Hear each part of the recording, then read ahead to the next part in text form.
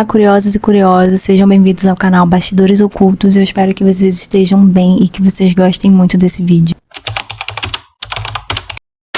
Paul Dennis Reed Jr. nasceu no dia 12 de novembro de 1957 em Richland Hills, uma cidade no Texas localizada no condado de Tarrant. O Paul nasceu com uma deformidade na orelha que fez com que ele tivesse perda auditiva, e quando ele tinha apenas 3 anos de idade, os seus pais se separaram.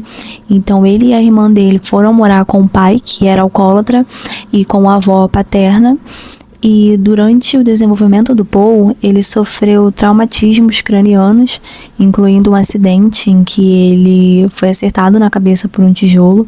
Então o Paul, um tempo depois, lá para os seus 4 ou 5 anos, começou também a causar muitos transtornos na vizinhança, né? E não parou por aí, ele também causou transtornos dentro de casa. Numa ocasião, o Paul chegou a colocar fogo em cima da cama da avó dele, enquanto ela ainda estava na cama.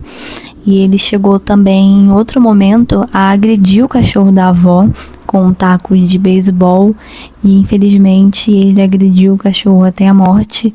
Então, diante dessas atitudes, né, desses comportamentos violentos que o Paul havia tendo, o pai dele decidiu considerar a possibilidade de colocar o Paul para adoção. Porém, a mãe do Paul não concordou, então ela levou o Paul para morar com ela e com a outra filha dela. E ele morou com a mãe até os seus 16 anos de idade. Porém, com essa idade ele foi expulso de casa porque ele tentou abusar da própria mãe e da irmã dele. Então, mesmo nesse momento, o Paul não mudou o seu comportamento agressivo. E a partir desse momento, aos 16 anos, né, que ele começou a viver sozinho por conta própria, o Paul começou a ter problemas com a lei. Ele, durante a adolescência, teve um histórico criminal que incluía assalto de veículos, agressões, falsificação de cheques.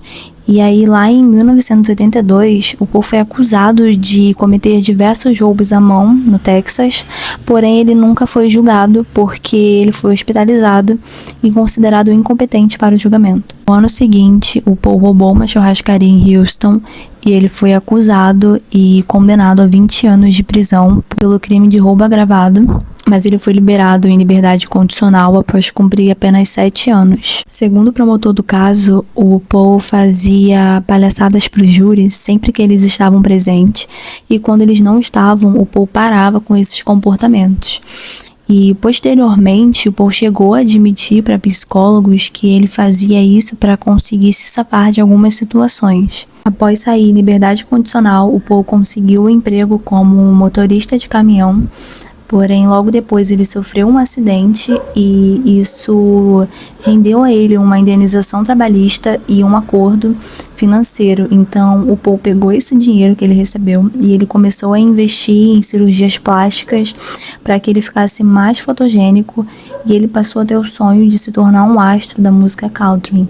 Então, ele decidiu se mudar para Nashville, no Tennessee, com esse objetivo.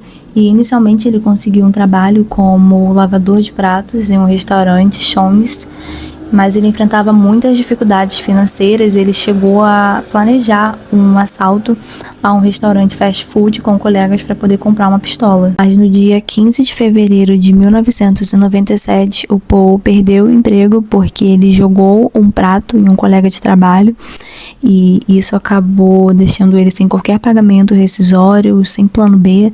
Então, acredita-se que o fracasso dele como cantor e a falta de dinheiro foram que levaram Paul a retomar a vida dele criminosa, né? A voltar aos velhos hábitos criminosos. E no dia 16 de fevereiro, um dia após a demissão do Paul, ele vai até o restaurante Captain D's na Lebanon Road, em Denison, Tennessee.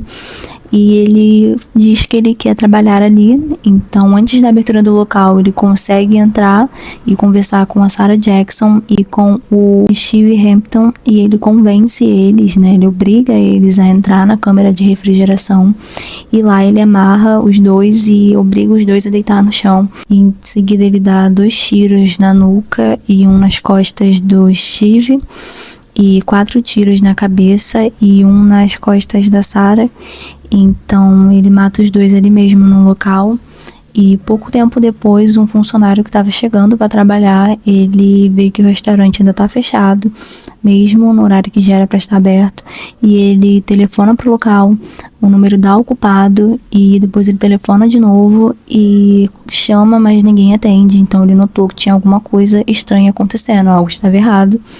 E ele comunicou à polícia que havia alguma coisa errada acontecendo no local. E quando a polícia chegou, ficou constatado que foram roubados $7.000 do caixa e $600 do bolso do Steve.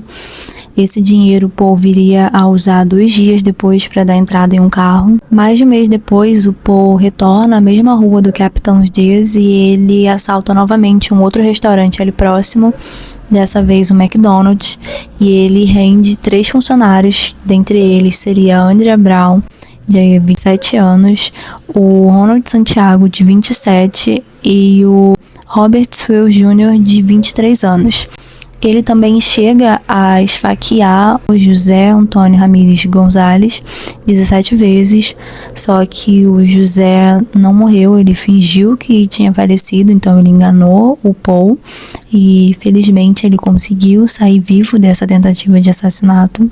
E posteriormente o José se tornou uma testemunha-chave para a investigação. Mais de um mês depois, o Paul ataca novamente, dessa vez uma sorveteria chamada Baskin Robbins, e ele convence os funcionários a deixar ele entrar no local.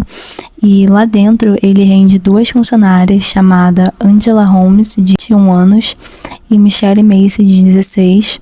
E diferentemente dos outros crimes que ele cometeu, ele leva as 2 para fora do local. Ele iria com elas até um parque estadual chamado Dunbar Cave, e nesse parque ele golpeia as 2 com múltiplas facadas e deixa as 2 lá para morrer por sangramento. No dia 25 de junho de 1997, o Paul tentou invadir a casa do gerente do Shawnee's, o Mitzi Roberts, com a intenção de sequestrá-lo, porém o Paul não consegue, então ele vai embora, e o filho do Roberts, ele consegue ajudar a polícia a encontrar o Paul com os registros da câmera de segurança.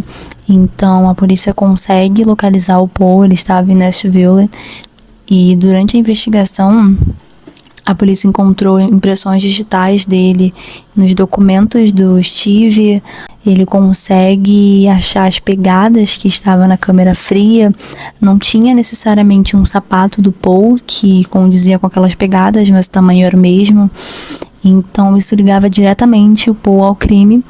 E nessa época, ele era estudante na Volunteer State Community College e ele estava desempregado. Paul foi acusado pelos crimes nos 3 restaurantes e pelos assassinatos das 7 vítimas, enfrentando 3 julgamentos. Em 1999, no condado de Davidson, foi julgado pelo Captain's Diaz, sendo considerado culpado de homicídio em 1º grau de Sarah e Steve. Apesar das alegações sobre sua saúde mental e danos no lobo frontal, foi condenado a 2 penas de morte e 25 anos de prisão pelo roubo agravado. No mesmo ano, no condado de Montgomery, foi julgado pelo Baskin Robbins, sendo novamente considerado competente, com evidências de DNA e testemunhas ligando ao crime, recebendo mais de 2 penas de morte. Em 2000, voltou a ser julgado no condado de Davidson pelo McDonald's, com o sobrevivente José identificando-o como agressor, resultando em mais 3 anos de pena de morte. Paul Reed recebeu ao todo 7 sentenças de morte, porém ele tentou apelar para alegações de incompetência mental, mas as acusações foram mantidas. A acusação foi adiada diversas vezes. Inicialmente ela tinha sido marcada para o dia 29 de abril de 2003, mas ela foi suspensa posteriormente após ele tentar recorrer alegando incapacidade de decisão. E os membros da família do Paul tentaram apelar para as condenações, mas a Suprema Corte manteve todas as sentenças. Então o Paul Reed permaneceu no corredor da morte do Tennessee por anos, recebendo atenção da mídia e de grupos contra a pena de morte. E a sua última sentença, sua última execução, estava marcada para 3 de janeiro de 2008, mas ela foi suspensa dias antes devido a uma investigação sobre a constitucionalidade da injeção letal. Paul Reed morreu no dia 1º de novembro de 2013, aos 55 anos de idade, no Hospital Geral de Nashville, por complicações associadas à pneumonia, insuficiência cardíaca e problemas respiratórios. As famílias das vítimas foram informadas da morte do Paul pelo noticiário e isso não serviu de alívio para elas, pois ele faleceu cercado por familiares e não pela pena de morte que ele havia recebido por ter executado friamente os familiares dessas pessoas. Comenta pra mim aqui embaixo o que você achou desse vídeo, se você já conhecia esse caso e se você acha que o Paul merecia pagar de fato pelo crime que ele cometeu ou se ele pagou morrendo cedo. Deixa pra mim a sua opinião aqui que eu vou dar uma lida nos comentários. E se você gostou desse vídeo, por favor, curta e se inscreva no canal, vai ajudar bastante. E até a próxima.